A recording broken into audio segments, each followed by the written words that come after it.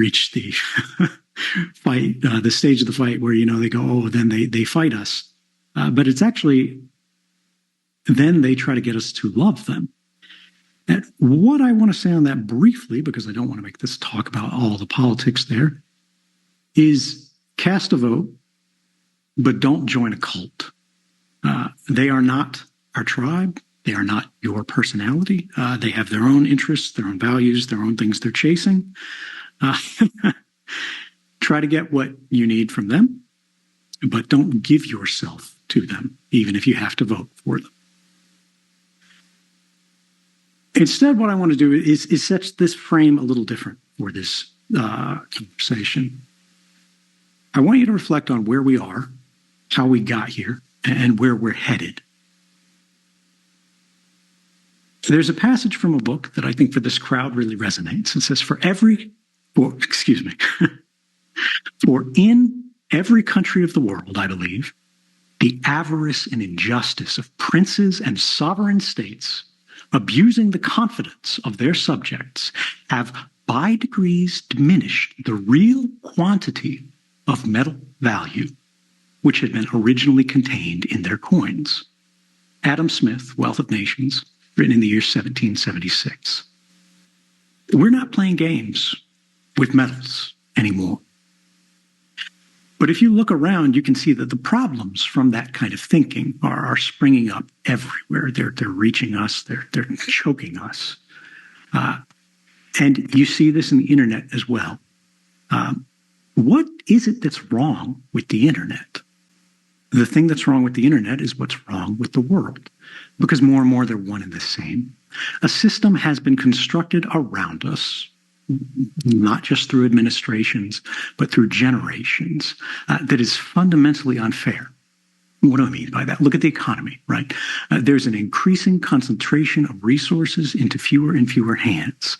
So it is now even with the human voice. Winner take all is the model that's apparent on platforms as far as the eye can see. Whether you're talking about broadcast media, whether you're talking about legacy media, whether you're talking about newspapers, whether you're talking about social media, minority opinions are increasingly made to survive at the indulgence of the censor. They're clinging to the edge of the platform by their fingernails. You see truckers in Canada that are getting debanked, and you see students at Columbia are getting de-hired for the things that they express. Now, we don't have to agree with them. We shouldn't necessarily agree with them, but they should have the ability to argue. They should have the ability to persuade. They should have the ability to dissent. They should have the ability, frankly, to disrupt.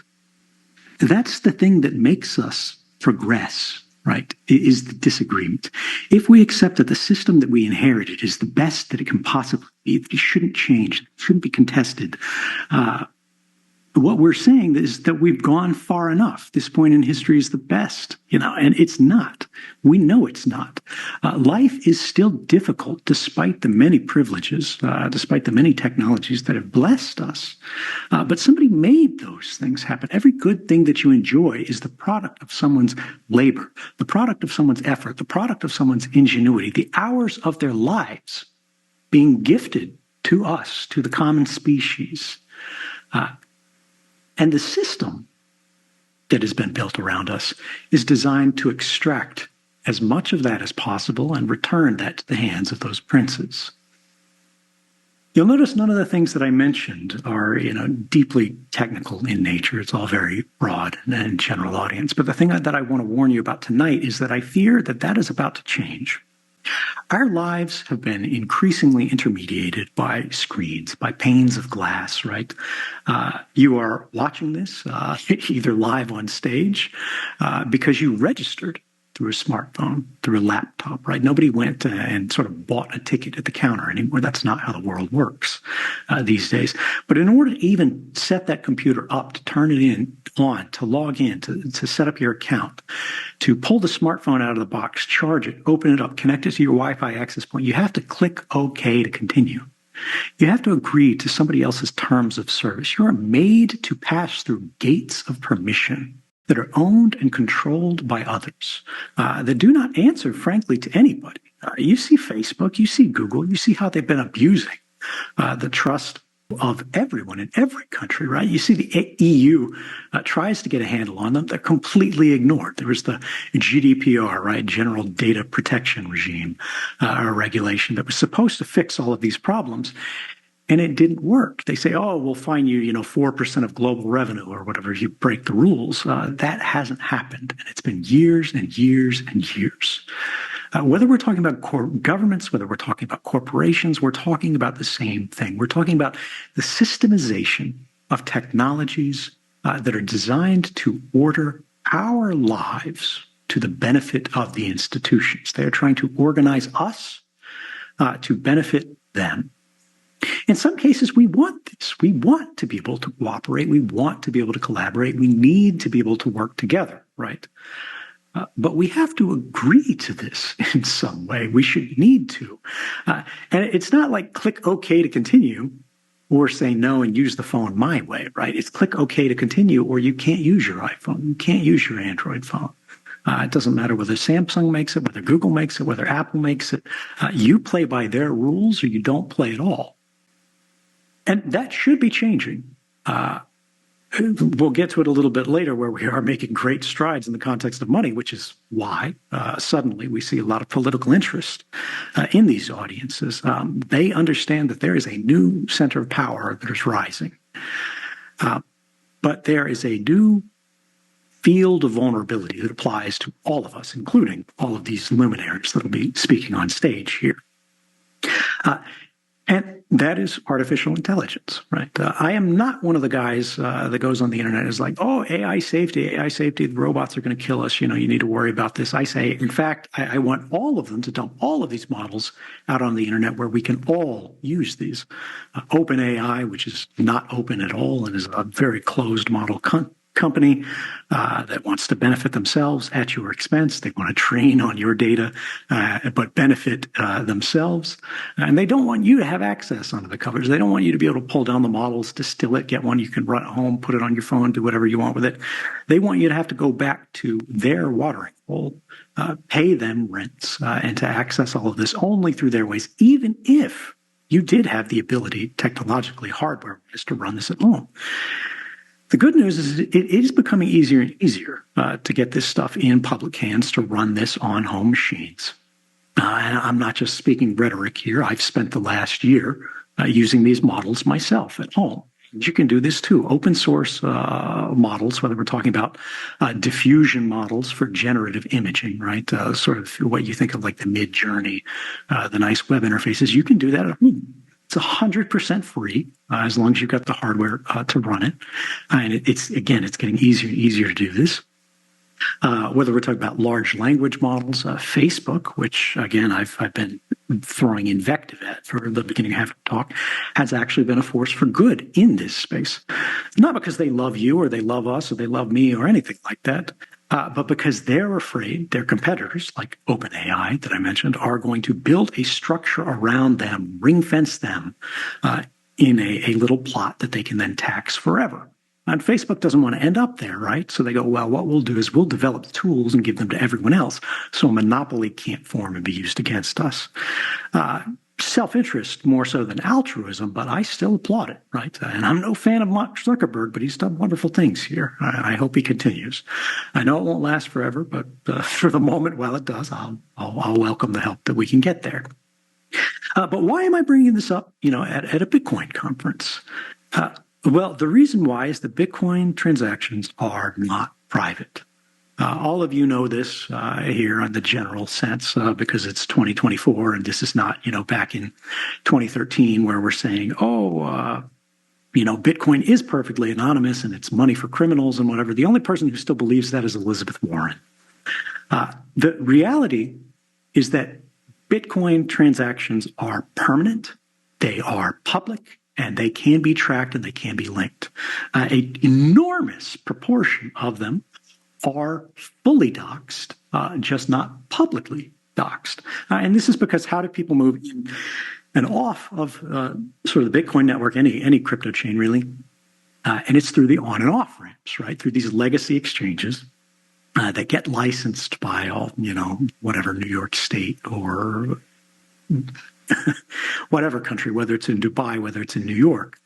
And they are sharing the information en masse with what we politely refer to as regulators, but what are plainly described as great powers. Right?